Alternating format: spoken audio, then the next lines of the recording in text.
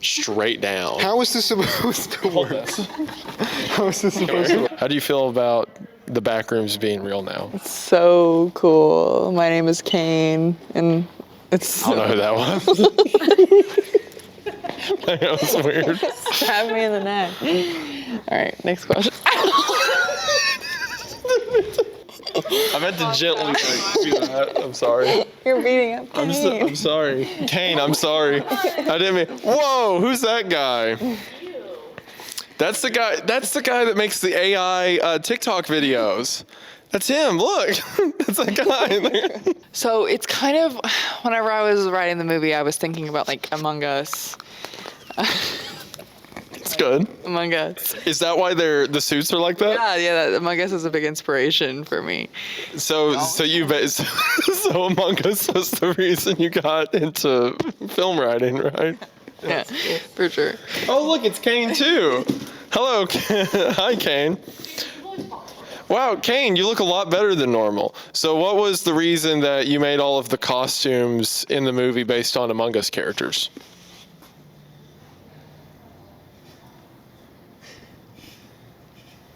Uh-huh. The funniest thing is A24 is going to see all of this. That's okay. You can take your time. So the bit's over. Sir, I'm trying to interview the director of the film. Thank you.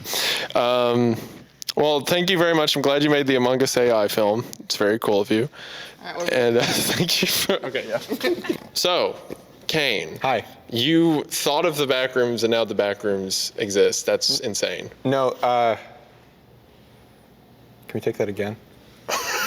Real quick, wanted to let you know that this Friday at 7 p.m. Eastern, I'll be posting the entirety of The Road movie to this channel. Just like I did with Apocalypse Now, we can all watch the movie together during the premiere in the live chat, and then the movie will remain up on the channel for free. I really appreciate the opportunity to get to post the movie that's based on my favorite book of all time. So thank you to Lionsgate, and again, it's Friday at 7 p.m. Eastern.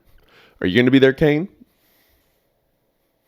Kane will be there. So we are now in the Backrooms with the man who designed them himself, Kane Pixels. Kane, what's it like to think of something and then you make it in a computer, and now fast forward to a few years later and now you're in the thing that used to just exist in your mind? It was kind of like I was already in the thing before, but it has been a really weird process of taking, I mean, because everything we're in right now, this is pretty much a one-for-one physical construction or manifestation of what was provided in the Blender files that during prep, most of it sort of spawned initially with like me going through the script, like early, I think even before technically we were approved for prep. I'd gone through, modeled everything out with like a decent level of detail, lit it all, and would sort of use that as proof of concept as like just a way to try to like strong arm like just as much as possible to like say, hey, look, this is what we would build, this is what it would look like, this is like, I did all this concept art for it. Yeah. Just to like try to bolster what like our materials as best as possible. And when we physically got here and we started talking about designing the sets, it was already designed. And you know, we had conversations initially about, because I came here for a test shoot, like up in Vancouver. We right when we were like figuring out if this was viable or if like we were coming up with a viable strategy, we tried out like we were entertaining different ideas at first, where one of which was, which we realize now would be horribly inefficient and just like wouldn't work, was working inside like an abandoned Sears. That's where we did our test shoot. And it happened to have some like abandoned film sets inside of it. Like it had been empty for a little while and indie films had come in and built little sets. So in a way it was like the Backrooms in that like, oh, Backrooms, big open floor space and around the corner and there's like a kitchen little thing. So it felt Backrooms-y and it worked for our test shoot very well. But in hindsight, that would have been so crushed and contained. And what we found here with this studio is just like massive space. It felt, I mean, I can't speak on the behalf of the art department, and like there's so many complexities to it. Like, and I can't take credit for laying any of this down. I wasn't even here when most of this was built. We were out shooting in the outside world for most of this. So it's really just like I can speak to the collaboration we had where. It's just giving these really specific instructions, really specific files. It all looks like this. We deliberated over the wallpaper tonality for a long, long time, like several weeks of that, combined with the carpet and getting the right tone. Like we've got 2 different carpet types, 2 wallpapers. It's mainly the floral. I'm pointing around like those 2 wallpapers are in here. This is all the chevron print. And the floral one is the other one that I use in the web series, or I use both of them. This is more like to be simple about it, this is more like the classic Backrooms one. Okay. You know, like from the, you know, it's what's considered the classic Backrooms one, from the original furniture store and the original photo and whatnot. And then the floral pattern is the one that I used throughout the entirety of the first short, and which is really just like a pilot at this point, or like a little tech demo that was really fun at the time. But that is kind of funny to think of it as a pilot. I feel like I have looking at where we're at right now. Insecurity about it, where I have to say that each time, just because it was like I made it for fun to like decompress, and like it was definitely like that's not to like I really enjoyed working on it. Right. It was some of the most fun I've had on that thing because it was like you're not devaluing it was the start. It wasn't like it was just like I was doing the Attack on Titan videos for a while, and it's just like okay.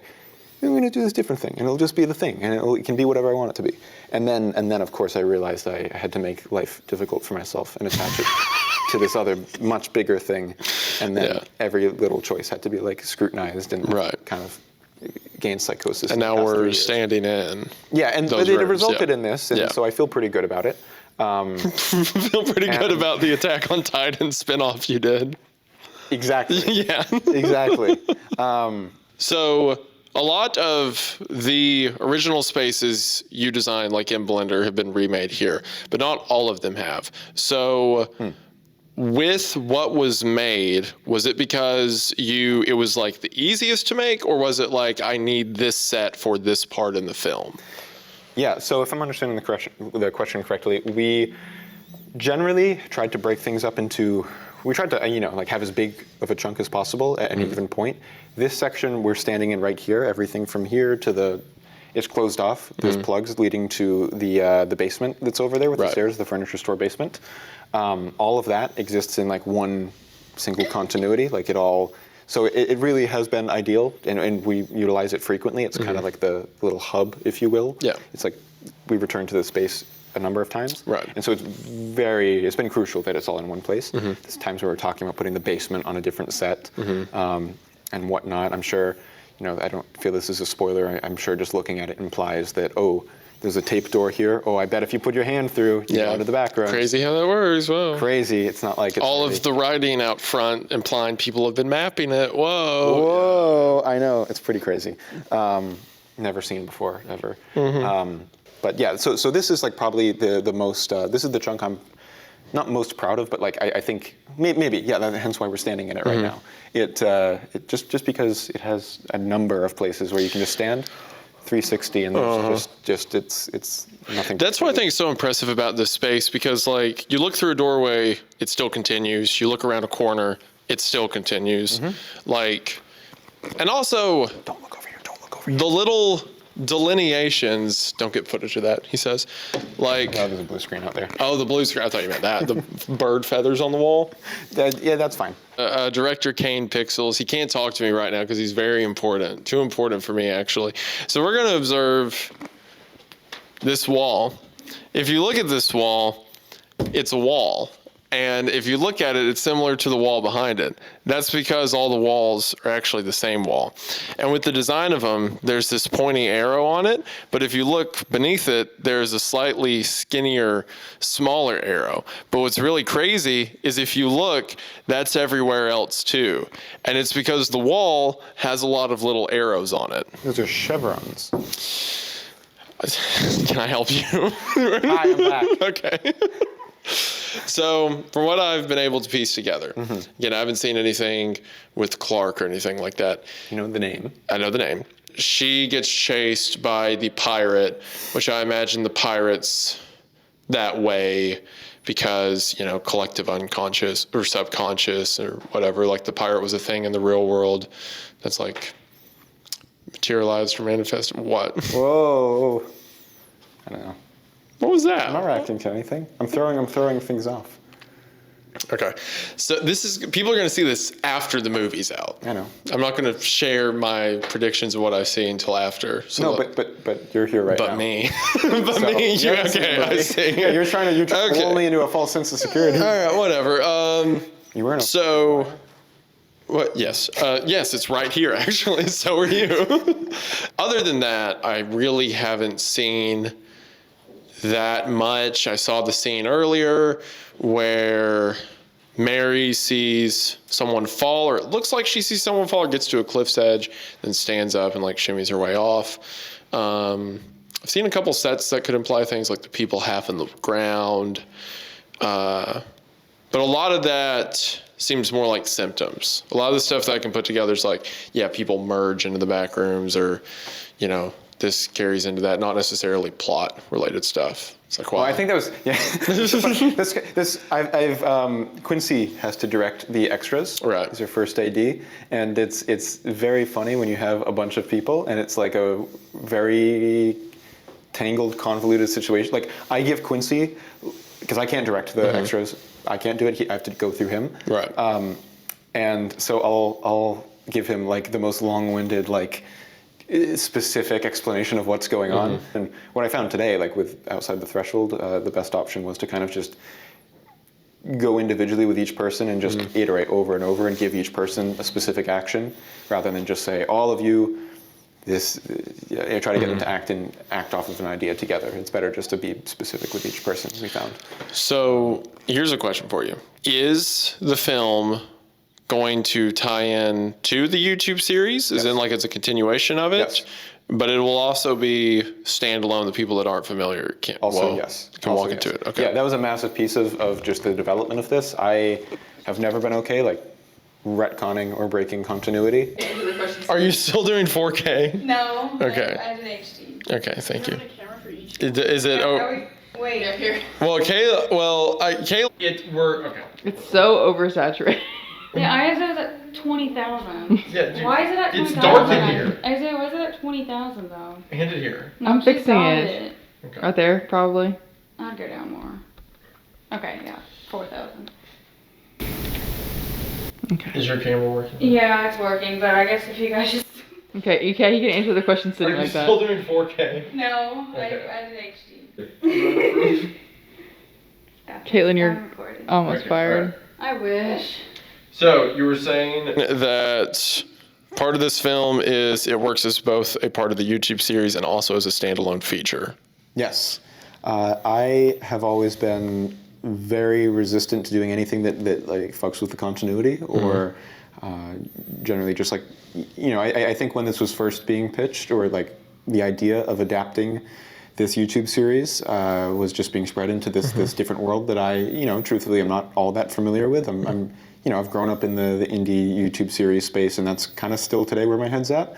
I've, you know, there's been some convincing needed, or at least a lot of conversations into why can't this film take place in present day, or why can't it just, you know, be an adaptation based on the source material in this different place. But for me, it's the story that the YouTube series is building around, or building from, I would say, has existed outside the container of those shorts in my brain for a good little while, and especially while I've been making it, it's mutated even bigger, and it's not to say that it's like a case of you know, getting so precious that it just becomes an impossibly large thing that then you can never tell. Sure.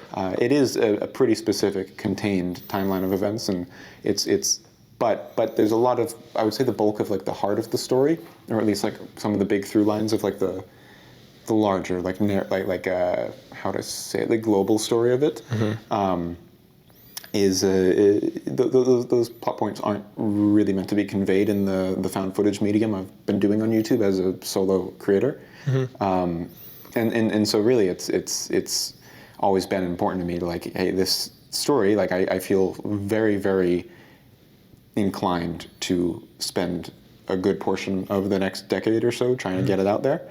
And just sticking with it, and to me, the film, you know, had to just be a part of that, and had to be sort of, I guess, not to call it a first rung, which I think honestly is a pretty I guess that might be an adequate way of describing it in terms of like creating a bridge for people who are not necessarily familiar with the source material or not familiar with Backrooms at all. Like it's been very funny having to. I've sort of come to the realization that it takes a bit of brain power to actually like rewire myself to like explain the movie without just saying the Backrooms. Yeah. Like someone's going to know what that means. But at this point, I think the film we have is one that absolutely is open to new viewers. I think it fits perfectly with where the YouTube series was heading.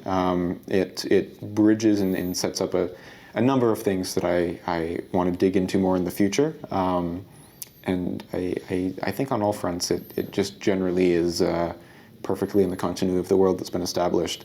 Says there's going to be more, and isn't the FNAF movie. It isn't the FNAF movie. Can I say that? You can say that. You can say whatever you want. I don't know if I can say that. Wait, no, yes, I can. It is not the FNAF movie. It's not. I hope it's not the FNAF movie. I hope it's not the FNAF movie. We tried not to make it. What do you mean, don't like Five Nights at Freddy's? Were you saying Kane Pixels hates Five Nights at Freddy's? Is that what you said? I love the bear and the chicken and the rabbit and there's a fox and some of them are gold. Well, and some of them one of them are gold.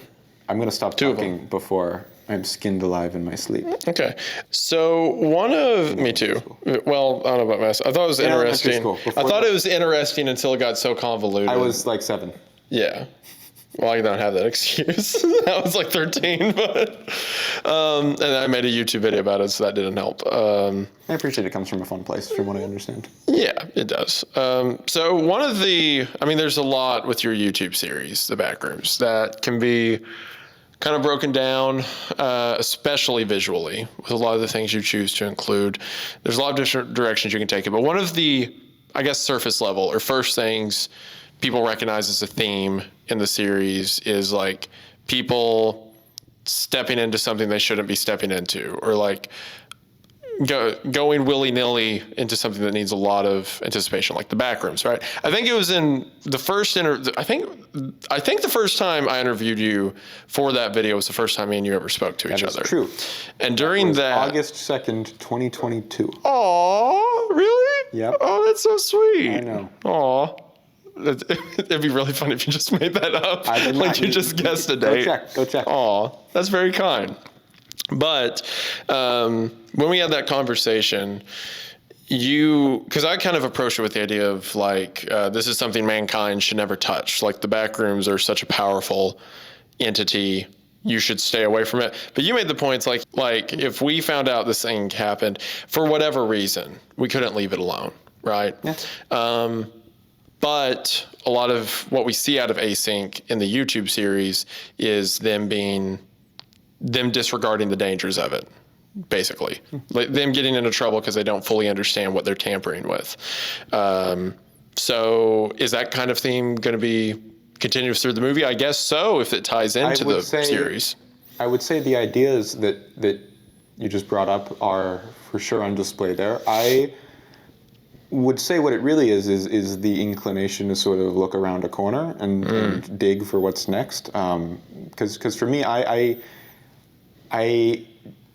deeply hesitate on condemning human beings for that trait, as I do feel it's something that is very much, I think there's this sort of idea or this notion that people, and this isn't steadfast, this isn't like a steadfast philosophy, but there's this notion that humans were meant to, just purely live off the wilderness, and we should be back in huts, and we should leave everything alone, and everything should be in some kind of hypothetical harmony that is like one with nature in a way that truthfully has always felt a little phony to me, because it's just physically not the way things unfolded, and chances are just never really could unfold if you kept running like simulations of the human race or any sufficiently evolved species. It would reach a point similar to where we are, albeit probably a little bit differently.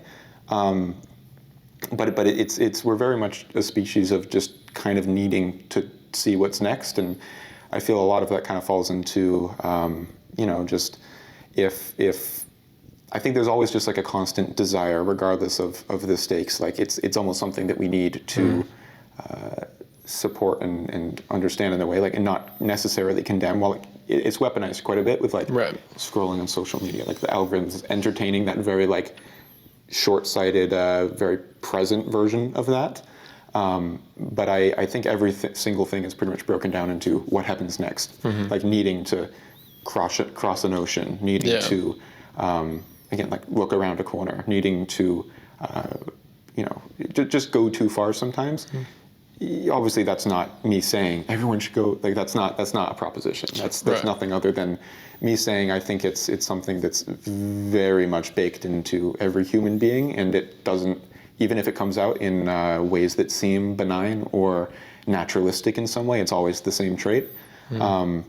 And I would say very much so, like the Backrooms in particular, I view it in the context of the series as a neutral technology that's not inherently anything. Generally speaking, there's nothing innately.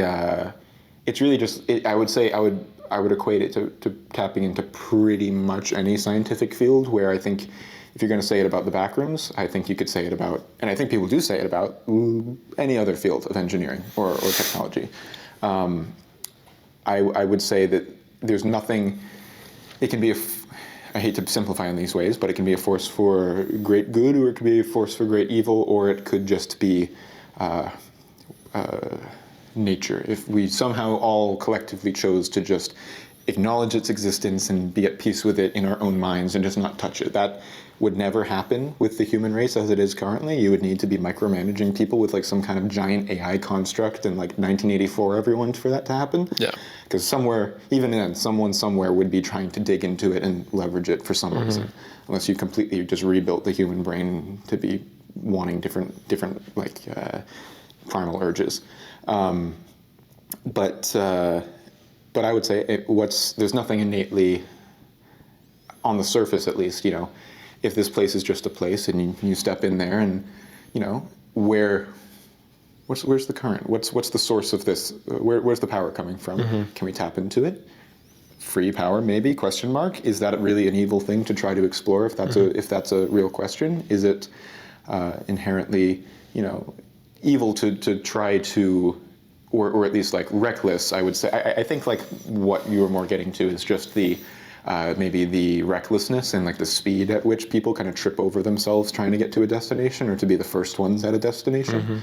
And I would say very much what a lot of this does explore in that regard is generally how there's often little choice in stumbling, because typically if it's not you, it's going to be someone else, and obviously that idea is what fuels the rushingness of it. So it's not like that's like the hidden truth behind it. That's what motivates it, but it's also not wrong. I mean, anytime the AI race is like the most poignant example I would say currently going on. Or there's a bunch of them, but that's kind of like the most talked about, biggest buzzword one, where it's just you're teetering at the edge of this all-consuming impossible singularity that is both like beautiful, magnificent for some people, and then at the same time also like all destructive, and it's just kind of an impossible like just orb of power that everyone's teetering about to touch, but we're not quite there yet. We're always at the precipice of it. I say always for now, and we have been in that sort of suspended state. Lots of people in those circles, and the people at the top of those hierarchies they can typically see everything top down, but they're not the people in the trenches, so to speak, who are actually, the cogs in the machine who are making a lot of it happen. So it's like the people who know how it works. And this isn't for everything. This is generalized, of course. But, the way it typically goes, or often goes, is the people who know how, the specialists aren't the people seeing it from above. They can only see limited places, limited vantage points, typically siloed off, whether or not it's like truly siloed off or just by circumstance just kind of happens to be that way. They're not the ones actually directing the flow of these things, so it usually has a tendency to flip into a careless or malignant way just when it's being managed by people who aren't there for day-to-day operations and aren't like the shareholders, profit margins, all the fun stuff that people harp on because they're real. So in that way, it's kind of like, async isn't necessarily, it's not any one person's fault. It's not any. I wouldn't say so. Yeah. And I would say that there's, in their particular case, there's no one else has touched what they've touched so far. Yeah. And there is maybe this can be a force for good if we find a way to use it before the bad guys do, before anyone else does. Before The example you used in the series, this was early on, but yeah, in that presentation, it's like potential housing, or I think there's mention of like waste. Yeah, that was disposal. Like in the context of the series, that's very much something that is talked about, flown around. I think the use cases are definitely beyond that. Just, I mean, if you're addressing what's physically observed and like if you're playing it straight and talking about the actual use cases, I think it would definitely be beyond that. And I think getting that sort of idea of living in there off the ground would be a pretty tedious, difficult task. But I think that presentation, those ideas,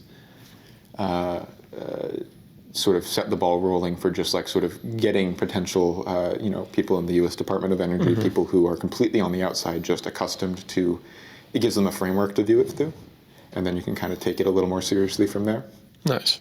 That's sort of the idea. Cool. Makes sense. Want to eat, chill out. We don't have to keep going beyond what you. You want to be done? I'm enjoying this. Okay. This is all right. great. If you're enjoying this, all right. This is great. It's between going from doing everything yourself to doing it with a studio, like a bunch of people. I would say, I wouldn't. I'm sure if I thought about this for long enough, I could give like one word succinct answer, but it's mostly pros, a few drawbacks. The most obvious stuff is that you just can work in parallel with lots of people, and you can just, if you spend the time to just set a plan up front and just walk everyone through that plan really like specifically up front, then you can just let everyone go, and then suddenly you come back a week later and like the work you could have done in that time has been done 1,000-fold. I mean, it's I feel specifically very lucky with the people we've had here, like our art department, every single department here has been just on point. So that helps. That like really, it's just a result of just a lot of really talented people jumping on this and just getting things pretty intuitively. There were not really. I guess I would say there are places where I personally like to have a pretty deep connection with each small part of what I do, like writing. There's a few bits where I got burned a little bit for stepping in and, like if there's a bunch of paperwork on a table and it's like, I've been busy, but it's like filming in a day and a half and like, oh, we've got this paperwork prepared and I look at it and it's just like recycled. It's just something that if we were to see it would break an illusion pretty hugely. And in my mind, we're like, no, we're going to zoom in. People are going to see that. So I, like, one of the first days of, I think it was actually like day before the first day, I was up till 3 and got like no sleep. I learned a lesson that day, but I wrote out like all this legal paperwork. I like just spent forever getting all these forms, these real, just these real legal period accurate contracts and just reformatting and just like constructing these documents. And then we barely saw them. But I'm glad I did it. And I like having a relationship with that paperwork. I'm going to go get food. Yes. You need me to get that door again? Yes.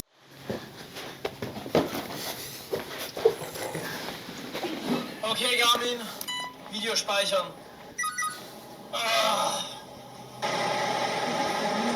Okay, Garmin. Save video. Okay, so you say, okay, go on. Wait. Müsste da praktisch kommen. Okay, Garmin. Video speichern. Okay, Garmin. Video speichern. Okay, Garmin. Video speichern. That's the one I keep quoting. Why does it make this noise? It's on start and stop. Whoa! Okay, Garmin. Save video. How are you not looking at the big wide light? Sometimes you edit my videos. Sometimes I'm looking at a board, looking off to the side. Okay. How safe are you from OK Garmin? What am I looking at? It's a that a rate heat map It's a heat map of proximity to OK Garmin. Okay. I'm glad this is. Glad this makes you happy. What are you saying? That's what I was saying. But a certain positive to come from obviously the studio and all that is you're now stepping into realms that would be completely impossible as a single man project. Yeah, probably. Yeah, like yeah. I don't think. Yeah, I don't think that would happen. Yeah, I don't think yeah. that would happen. So that's exactly what I mean. It's just like the manpower and just having it be a community-driven project it gets you this.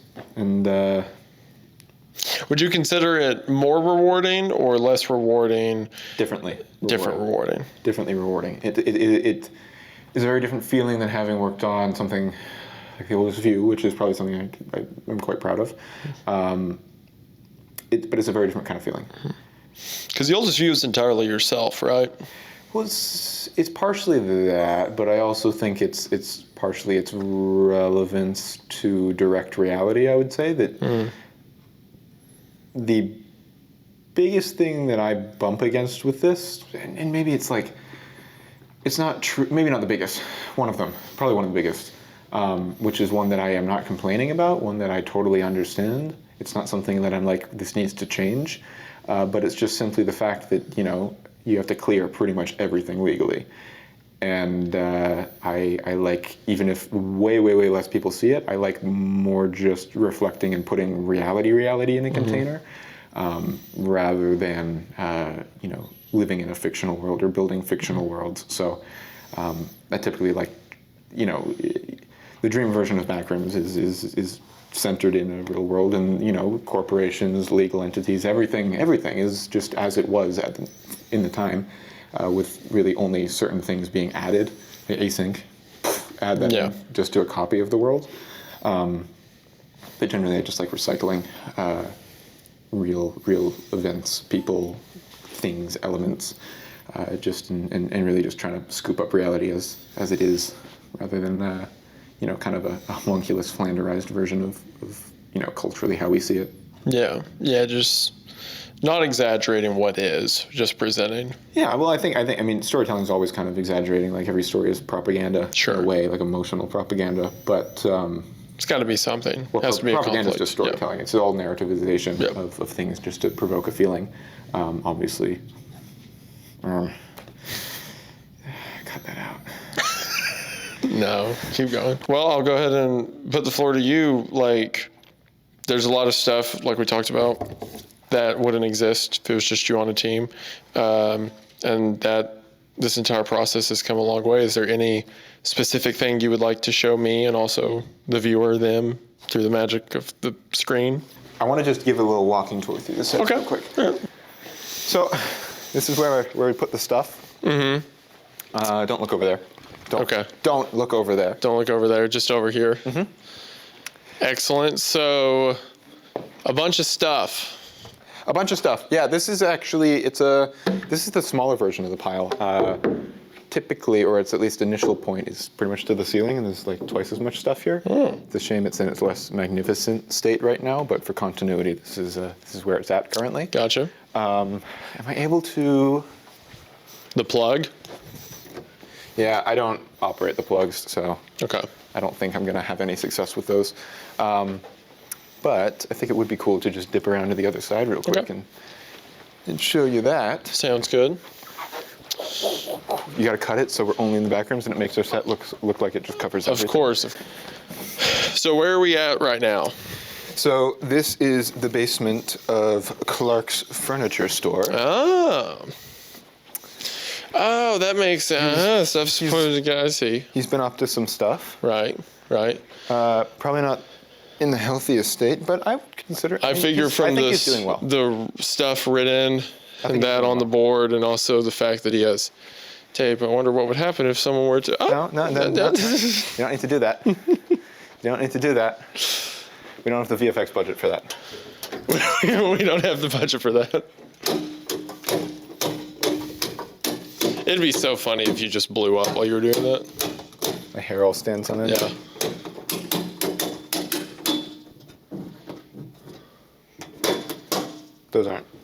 Get a little look at these guys. Check those out. Are those standard issue? This is pretty normal, actually. Okay. They just look like that now? This is period accurate. They did this. This is what they did. That's what they did, yeah. Yep. Okay, that makes sense. When's the film set? The 90s? 93, right? 1990. 1990, okay. June, July 1990. Okay. The YouTube series is just at the end of May 1990, so it's right there. Okay, gotcha. So right, all within the same, like, few months of each other? Yep. Yep. I mean, yeah, the YouTube series is kind of like fall 1989 to spring 1990. Okay, cool. Do we want her to get the footage from up top real quick? that'd be great. Yeah, cool. Oh, whoa, that's cool. What the heck? They're all formed together like that? That's pretty neat. Your footsteps. That's pretty cool. Are they all like that? Wow. I think it's cool. No, I was saying wow. Oh, okay. You want to say anything? Wow. It spiraled in a very good way, where we just like this was not expected at all, and somehow every step of the way we kind of just got what we wanted. And I still don't know how that happened. Yeah. Well, Kane, I have to say, for one, that I'm incredibly impressed and, dare I say, proud to see you go from making stuff yourself to now making it with a ton of people. And it's also cool to see you communicate such an elaborate vision for something. And once again, that goes from your own mind to here. People are building it. People are interacting with it. Now a whole lot more people are going to see it. That truly says so. I told you this when we first spoke, but it's really cool to see someone do the thing you know they're supposed to be doing. And that has remained true every step of the way. So congratulations, man. I appreciate it very much. Couldn't happen to someone more deserving. I mean it. You're too nice. I gotta kill you. Okay, all right, that's fair. You're too nice. You're like consistently, dude. I appreciate it so much. No, this is appreciate it so of course. Thank you for inviting me, man. Thank you for inviting me. It means a lot. Seriously. Is there anything that you would like to say to the people watching, the people who will see this? Because I imagine this will be after the film comes out. So at this point, people have supported, people have gone to see it. Like, this is real. Other people get to touch it now. What would you say to them? Okay, Garmin, save video. No, that's gonna be dated really fast. Yeah, it's going to be. Yeah, it's dated right now. 7. Okay, all right, sure, whatever. Pennsylvania. Thank you all for watching the video. Okay, just cut it, yeah. See how I did that again? That's good, yes. That's what we did on our first call. Thing Yep. you said on the first one. I know. Yeah, that's good. You laughed more the first time. Yeah, I know. You Well, I'm laughed more the over it first- now. What happened?